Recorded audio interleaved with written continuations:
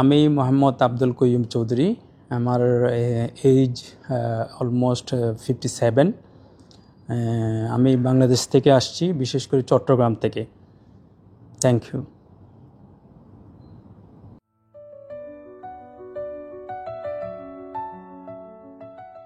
Thank you. আমি basically 2020 সাল থেকে আমার এই প্রবলেমটা শুরু হয়েছে। যেহেতু আমি যে বিজনেসটা করি আমাকে প্রচুর ট্রাভেল করতে হয়, তো একদিন আমি বাই রোডে ট্রাভেল করে এসেই আমার এই প্রবলেমটা 2020 সালে প্রথম ধরা পড়ে। এরপরে আমি অনেক প্রচুর পেন ছিল।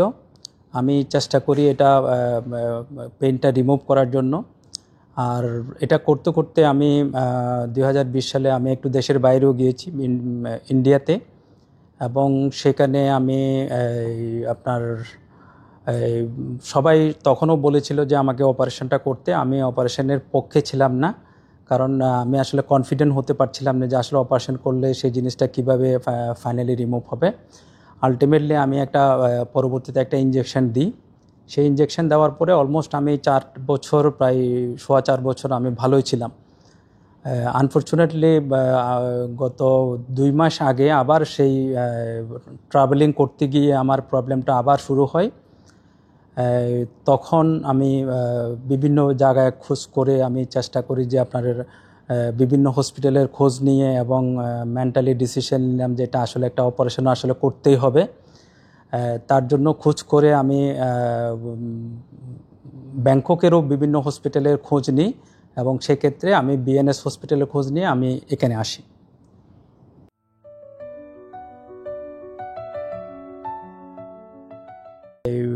আমি এইবার যখন আমার পেনটা শুরু হলো, তখন আমি ডিসিশন নিলাম যে আসলে এটা সার্জারি করতেই হবে।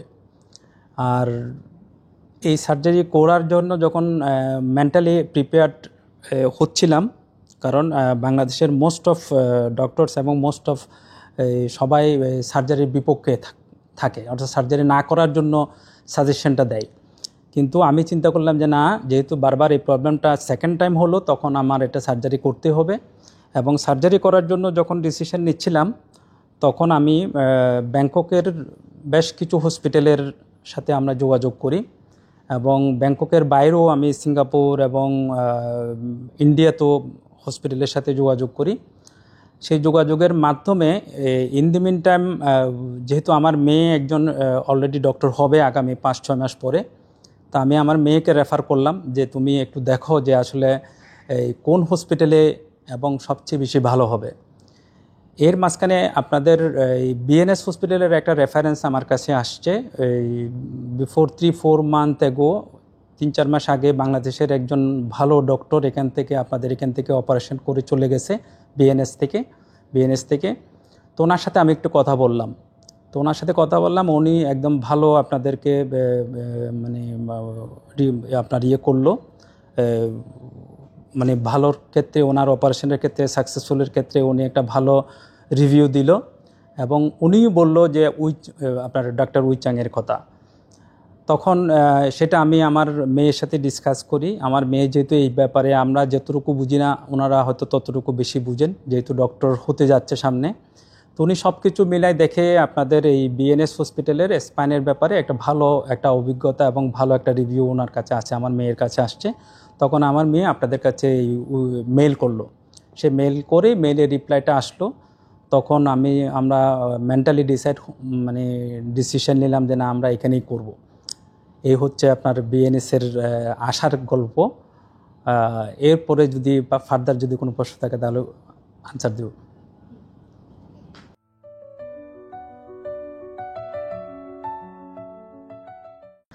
Thank you. বিএনএস হসপিটালে আসার পরেও যখন উইচাংয়ের সাথে আমাদের অ্যাপয়েন্টমেন্ট ছিল, বেসিক্যালি একটা অপারেশন মানুষ কখন করে, একটা জিনিস 100% যদি কনফিডেন্ট না হয় তাহলে কিন্তু সেই অপারেশনে কিন্তু যায় না। তো উইচাংয়ের সাথে কথা বলে আমার মনে হয়েছে যে না, দিস ইজ কনফিডেন্ট, এবং উনি প্রত্যেকটা জিনিস আলাদা আলাদা করে যেভাবে আমাদেরকে বুঝিয়ে দিল যে না, আপনার অপারেশন করলে কোনো ধরনের কোনো প্রবলেম হবে না, এবং দিস ইজ খুব বেশি ম্যাটার না, আপনি নির্দ্বিধায় আপনি অপারেশন করতে পারেন। তখন আমার আরও বেশি কনফিডেন্টটা হলো যে না, উইচাংয়ের কথাই যে আমি অপারেশনটা করি।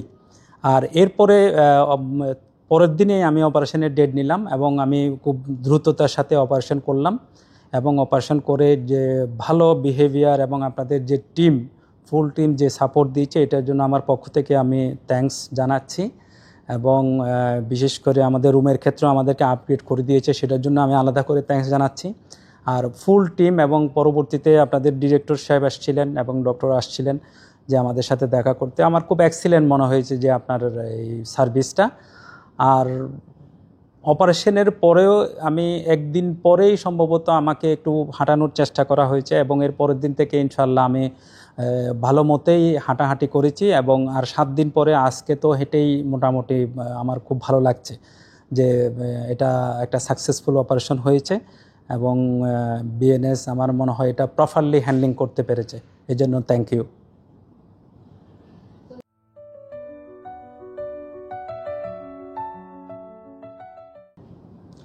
হ্যাঁ, আমি মেসেজ প্লাস আমি একটা অবজারভেশন, একটি আমার নিজের থেকে একটা অবজারভেশন আমি ইনপুট দিতে চাই। বেসিক্যালি আমাদের দেশে যারা ব্যাক পেন নিয়ে কাজ করে এবং এটার দীর্ঘদিন ধরে ব্যাক পেন নিয়ে আপনার অপারেশন না করে কীভাবে থাকা যায় সে ব্যাপারে কিন্তু ওদের মেন্টালিটিটা এইভাবেই গ্রো করতে থাকে। তো এটা আমি মনে করি এটা ডক্টরসের সাথে আপনার একটা কাউন্সিলিং একটা খুব জরুরি, যে যারা পেশেন্ট আছে পেশেন্টের সাথে ডক্টরসের সাথে একটা কাউন্সিলিং করা খুব জরুরি।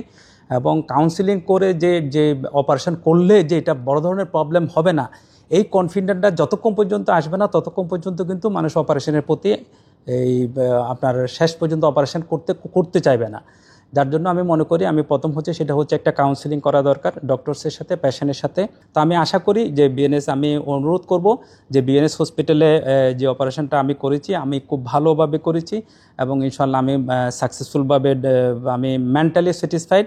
আমি থ্যাঙ্কস জানাচ্ছি সবাইকে যারা টিম ছিলেন এবং সবাইকে, এবং আমাকে যারা এখানে আসার সহযোগিতা করেছেন, বিশেষ স্পেশালি থ্যাঙ্কস জানাই আমার মেয়ে ডাক্তার হতে যাচ্ছে নাইলা চৌধুরী, কারণ ওর কনফিডেন্টটা না হলে হয়তো আমি এখানে আসতে পারতাম না। Thank you.